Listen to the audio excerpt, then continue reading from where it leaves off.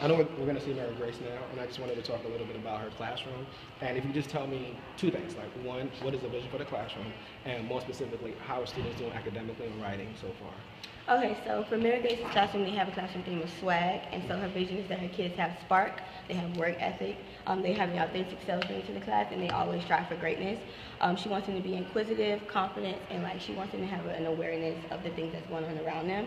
The first time that I observed her classroom and had our debrief, I talked about her being in very explicit directions and her using the BMC with fidelity, but she was another one who wasn't doing it with fidelity. She'll do one or two. So that was my coaching thing for her.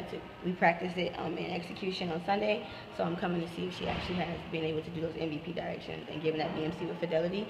The last time I spoke to her before this conversation, she said she felt better about it. Mm-hmm. So I'm looking to see that get better for her, because I think she's an exquisite planner. She just needs to be able to execute. And as far as her evidence for student data, she's at right now 58.1%. That was her first objective that she's given, and she's given a thought question today to see if there's any progress. Okay. The last question I'm actually kind of interested in. So when we do go into what kind of student level changes do we want to see? What are kids going to be doing different today as a result of your last conversation? Yeah. So the student level change that I told her about is that when she's given an MVP directions and she's doing the BMC, that 100% of her students are following along. 100% of her students are tracking, because she would have 20% or 30%, and she kind of would keep going, and that's why at the end when I interviewed her student, he was I was confused. And so I was okay, we got to get rid of that confusion and move towards 100% of your kids doing what you want them to do.